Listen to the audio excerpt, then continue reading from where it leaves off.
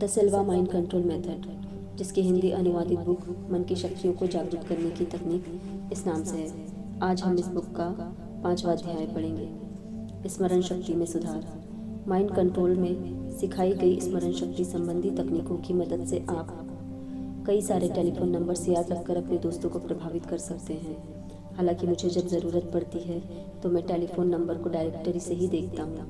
Mind control में प्रशिक्षित हुए कुछ लोग शायद नंबरों को याद करने के लिए भी इस हुनर का इस्तेमाल करते होंगे, पर जैसा कि मैंने पिछले अध्याय में कहा था कि किसी भी काम को करने के लिए उसकी इच्छा होना सबसे महत्वपूर्ण है। टेलीफोन नंबर्स याद रखने के लिए इस हुनर का इस्तेमाल करने की मेरी कोई इच्छा नहीं है। हाँ, यदि कोई नंबर जानने के लिए मुझे ज़्यादा प्रयास करना पड़ रहा है तो यह इच्छा मुझ में ज़रूर जागृत होगी। इच्छा, विश्वास और उम्मीद, इन तीनों के मेल से माइंड कंट्रोल की तकनीक का उपयोग साधारण सी बातों के लिए भी होता है। अतः मेरे ख्याल से इसका उपयोग महत्वपूर्ण कार्यों के लिए होना चाहिए। हम में से कितने लोगों के पास जितनी हमें चाहिए उतनी तीव्र स्मरण शक्ति होती है? हो सकता है कि आपने माइंड कंट्रोल के पिछले 2 अध्यायों में दी गई तकनीकों में महारत हासिल की हो और अप्रत्यक्ष रूप से आपकी स्मरण शक्ति में पहले से अधिक सुधार हो सकता है। अल्फा अवस्था में रहते हुए अतीत में हुई घटनाओं को फिर से काल्पनिक दृश्य में देखना और उसका पुनः एक बार अनुभव करने की क्षमता ही आपको बीटा अवस्था तक पहुंचाती है। इसका अर्थ बीटा अवस्था पर भी स्मरण शक्ति की तकनीकों का परिणाम होता है। इस प्रकार कोई भी विशेष प्रयास किए बिना आपका दिमाग आपके लिए नए तरीके से काम करने लगेगा, पर अब भी सुधार की बहुत संभावना है। काल्पनिक स्तर पर दृश्य देखने का अभ्यास। माइंड कंट्रोल की कक्षा में काल्पनिक स्तर पर कोई दृश्य देखना यानी विजुअलाइजेशन के लिए विशेष अभ्यास कराया जाता है। इस अभ्यास में लेक्चरर एक ब्लैक बोर्ड पर 1 से 30 तक की संख्या लिखता है और फिर छात्र अचानक मन में आई कोई भी 30 वस्तुओं के नाम लेते हैं, जैसे स्नोबॉल, रोलर स्केट और ईयर प्लग आदि। लेक्चरर हर संख्या के सामने इन वस्तुओं के नाम लिखते हैं और फिर ब्लैक बोर्ड की ओर पीट करके उन्हें सिलसिलेवार ढंग से दोहराता है। फिर छात्र किसी भी वस्तु का नाम ले, लेक्चरर बिना ब्लैक बोर्ड की ओर देखे उसका नंबर बता देता है। यह कोई हाथ की सफाई नहीं है, बल्कि काल्पनिक स्तर पर दृश्य देखने का अभ्यास है। लेक्चरर ने पहले ही हर संख्या के साथ लिखे शब्दों को याद कर रखा है। उसके मन में हर संख्या के साथ एक शाब्दिक छवि तैयार हो जाती है। हम इन छवियों को मेमोरी पैक कहते हैं। जब भी कोई छात्र किसी शब्द का उच्चारण करता है तो लेक्चरर उसे कोई सार्थक या काल्पनिक तरीके से उस नंबर में मेमोरी पैक से जोड़ता है। जैसे 10 इस अंक का मेमोरी पैक है टोज यानी पैरों की उंगलियां। यदि 10 नंबर के लिए छात्र ने स्नोबॉल यह शब्द बताया है तो लेक्चरर सृजनात्मक रूप से यह कल्पना करता है कि स्नोबॉल आपके टोज यानी पैर की उंगलियों पर है। अगर आप काल्पनिक दृश्य देखने में प्रशिक्षित हैं तो आपके लिए इसे करना कठिन नहीं होगा। छात्र अपने अपने स्तर पर रहते हुए मेमोरी पैक सीखना शुरू कर देते हैं और लेक्चरर बार बार उन्हें दोहराता है। इसके बाद जब बीटा अवस्था में शब्दों को याद करने लगते हैं तब यह और आसान हो जाता है, क्योंकि सारे शब्द परिचित होते हैं। इसके बावजूद मुझे इस पुस्तक में मेमोरी पैक और उसके अभ्यास वाला अध्याय हटाना पड़ा, क्योंकि उसे जानने के लिए बहुत समय और पन्नों की आवश्यकता होगी। हम आपको अपनी स्मरण शक्ति और काल्पनिक स्तर पर दृश्य देखने की कला में सुधार लाने के लिए एक और शक्तिशाली तकनीक दे रहे हैं, जिसे आप मानसिक स्क्रीन का नाम दे सकते हैं। भूली हुई बातों को याद करने की तकनीक। ऐसी बातें जो आप समझते हैं कि आप भूल चुके हैं किसी न किसी घटना से जुड़ी होती है। जैसे यदि आप किसी का नाम भूल गए हैं तो यह बात उस घटना से संबंधित होगी जब आपने वह नाम पहली बार सुना या कहीं पढ़ा था। मन की काल्पनिक स्क्रीन के अनुसार काम करना सीखते हुए ऐसी कोई घटना अपनी आंखों के सामने लाएं जिससे संबंधित कोई बात आप भूल चुके हैं। फिर यह बात आपको याद आएगी। जैसे आपको लगता है कि आप किसी घटना को भूल गए हैं, पर असल में आप उसे पूरी तरह से नहीं भूले होते, बस आपने उसे याद नहीं किया। इन दोनों बातों में अंतर है। विज्ञापन जगत से हमें मेमोरी और यादें, इन दोनों के बीच के अंतर का एक अच्छा उदाहरण मिलता है।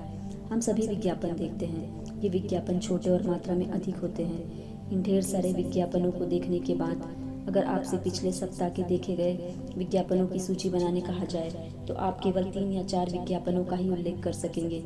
विज्ञापन इसलिए बनाए जाते हैं ताकि विज्ञापन निर्माता हमें अपनी सजगता के स्तर से भी परे जाकर बार बार उनके उत्पादन की याद दिला सके और अपनी बिक्री बढ़ा सके। इस बात पर विश्वास करना मुश्किल है कि हम कभी किसी चीज़ को वाकई में भूलते हैं। हमारा दिमाग अक्सर मामूली घटनाओं की छवियों को दूर कर देता है। घटना की छवि जितनी अधिक स्पष्ट और महत्वपूर्ण होगी, हमारे लिए उसे याद करना उतना ही सहज होगा। अगर किसी रोगी की सर्जरी के दौरान दिमाग के खुले हिस्से पर किसी इलेक्ट्रोड को हॉल से छुआ जाए, तो इससे उसे कोई घटना इस तरह याद आ सकती है जैसे वह उसे पूरी महक, ध्वनि और दृश्य के साथ याद कर रहा हो। हालांकि ऐसा केवल दिमाग को छूने से होता है, मन को छूने से नहीं। दिमाग रोगी को सभी पुरानी यादों का एहसास करवाता है, लेकिन उस दौरान रोगी को यह पता होता है या किसी ने उसे बताया होता है कि वह इन सभी पुरानी यादों को फिर से जी नहीं सकता। यह काम मन कर रहा होता है। मन एक उच्च समीक्षक और दुभाषिया की तरह हमेशा काम करता है। कोई भी इलेक्ट्रोड मन को छू नहीं सकता। जिस प्रकार हम अपनी नाक की नोक को स्पष्ट रूप से दिखा सकते हैं, उसी प्रकार हम अपने मन को किसी विशेष स्थान पर नहीं दिखा सकते। अब वापस स्मरण शक्ति पर आते हैं। आप जहाँ बैठे हैं उससे मीलों दूर एक पेड़ से पत्ता गिरता है। आपको यह घटना याद भी नहीं रहेगी, क्योंकि इस घटना का आपने अनुभव नहीं किया और ना ही घटना आपके लिए महत्वपूर्ण है। हालांकि हमारा दिमाग इतनी घटनाओं को दर्ज करता है जिसकी हम कल्पना तक नहीं कर सकते।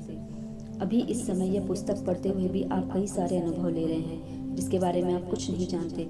आप इतनी एकाग्रता से पुस्तक पढ़ रहे हैं कि उन अनुभवों से आप अनजान हैं, जैसे आपके आसपास की महक और आवाज़ें, आंखों के कोने से दिखाई देने वाले दृश्य, आपके पैरों का जूता जो शायद बहुत तंग है और आपको काट रहा है, कुर्सी पर बैठे होने का एहसास और कमरे का तापमान। इन सभी अनुभवों का कोई अंत नहीं है। ये सभी संवेदनाएं हमें महसूस होती है, मगर इनके बारे में हम सजग नहीं होते। यह बात आपको विरोधाभासी भी लग सकती है, मगर साधारण चित्रण लोप किए हुए एक स्त्री के उदाहरण से इस बात को विस्तार से समझें। चेतना लोप का एक उदाहरण। अपनी गर्भावस्था के दौरान यह महिला डॉक्टर के पास गई और कुछ ही समय में उसकी डॉक्टर के साथ अच्छी दोस्ती हो गई। डॉक्टर के प्रति उस महिला का रवैया दोस्ताना और विश्वास से भरपूर था। डिलीवरी के समय उस महिला को इंजेक्शन देकर बेहोश किया गया। कुछ ही समय बाद उस महिला ने एक स्वस्थ बालक को जन्म दिया। डिलीवरी के कुछ ही समय उपरांत वह महिला होश में आई, मगर जब वह डॉक्टर उस महिला से मिलने गया तब वह उससे बहुत ही रूखे ढंग से पेश आई। उस समय डॉक्टर के प्रति उस महिला का बर्ताव बहुत ही अजीब था। वह महिला भी अपने बदले हुए स्वभाव को महसूस कर रही थी, लेकिन दोनों को भी यह समझ नहीं आ रहा था कि अचानक उसके स्वभाव में इतना परिवर्तन कैसे आया। वे दोनों ही इसकी वजह जानना चाहते थे, इसलिए उन्होंने तय किया कि वे सम्मोहन यानी हिप्नोसिस के माध्यम से अचानक आने वाले इस बदलाव को जानने की कोशिश करेंगे। हिप्नोसिस के दौरान उस महिला को समय वापसी की प्रक्रिया से गुजारा गया, यानी उसे उन सभी अनुभवों को याद कराया गया जो डॉक्टर के साथ जुड़े थे। इस प्रक्रिया में उन्हें बहुत आगे तक नहीं जाना पड़ा। एक दिन सम्मोहन के दौरान उस महिला को डिलीवरी कक्ष में बेहोशी की अवस्था में उसके आसपास उसे क्या सुनाई दे रहा था वह सब याद आ गया।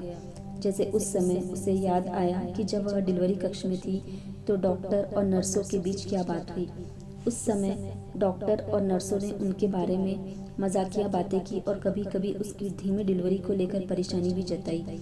उस दौरान उनके लिए यह महिला केवल एक वस्तु की भांति थी और वे उसके बारे में कुछ भी बोलने के लिए स्वतंत्र थे। बातचीत के दौरान डॉक्टर और नर्सों के लिए उस महिला की भावनाओं का कोई मूल नहीं था। वे तो उसे बेसुध मान रहे थे। मेरा सवाल यह है कि क्या वाकई में हम कभी बेसुध हो सकते हैं? भले ही हम अपने अनुभव को याद कर सके या नहीं, पर यह हमेशा हमारे दिमाग में कहीं न कहीं दर्ज होते रहते हैं।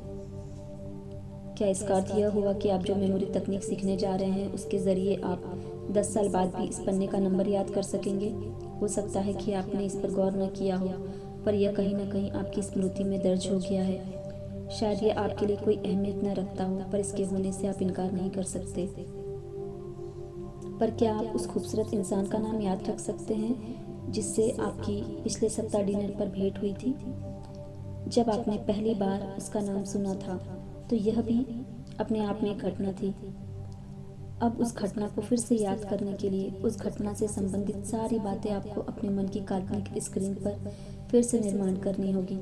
ऐसा करने पर कुछ ही समय में आपको वह नाम फिर से सुनाई देगा। 3 उंगलियों की तकनीक। अब आप जहाँ हैं वहीं सहज होकर बैठे और अपने स्तर पर जाएं। स्क्रीन का निर्माण करें और उस घटना को होते हुए महसूस करें। अपने मन की काल्पनिक स्क्रीन पर उस दृश्य को फिर से रचें और उस घटना का अनुभव करें। इस पूरी प्रक्रिया में 15 से 20 मिनट लगेंगे।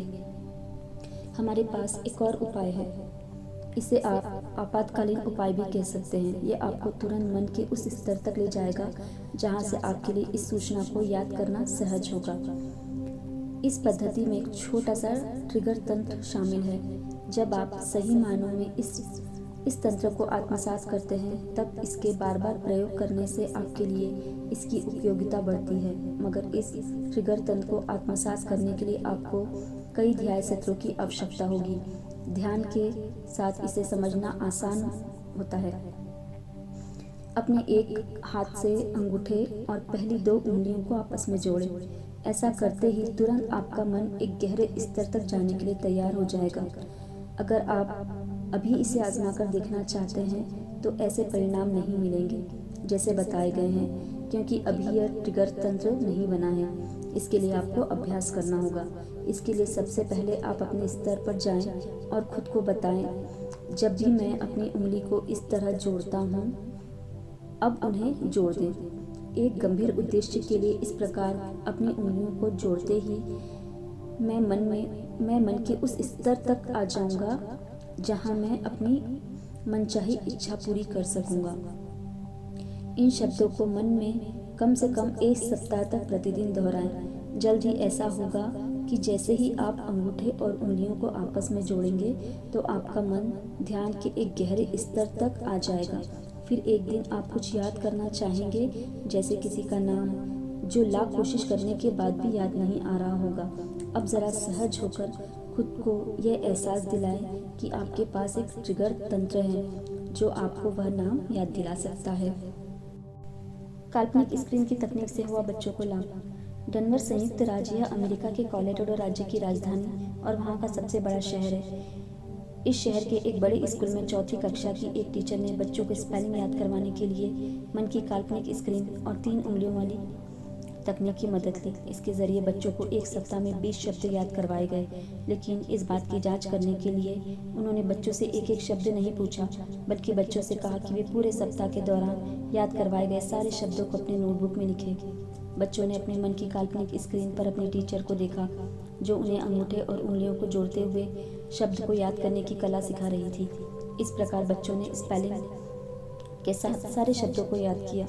टीचर ने कहा कि कुछ बच्चों ने बड़ी फुर्ती से टेस्ट पूरा किया और कुछ धीमी गति वालों को भी सारे शब्द लिखने में केवल 15 मिनट का समय लगा।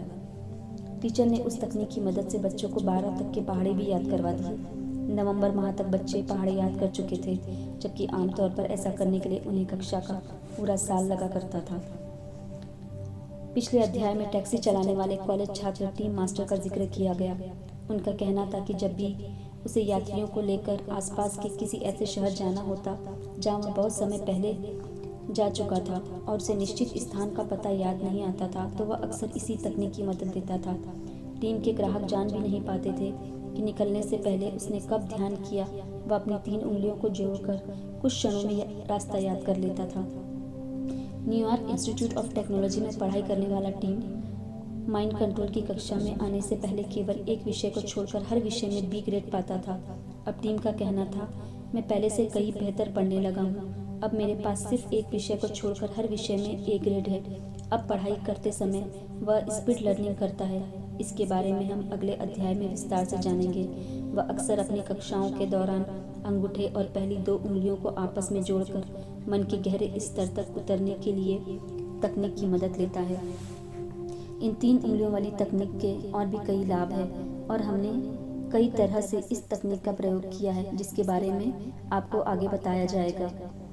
इसे सदियों से दूसरे ध्यान के संबंधित अभ्यासों से भी जोड़ा जाता रहा है। अगली बार जब भी आप किसी ध्यान मुद्रा में बैठे हुए योगी का चित्र या प्रतिमा देखें तो आप पाएंगे कि उनके हाथ की 3 उंगलियां भी इसी तरह से जुड़ी हुई हैं।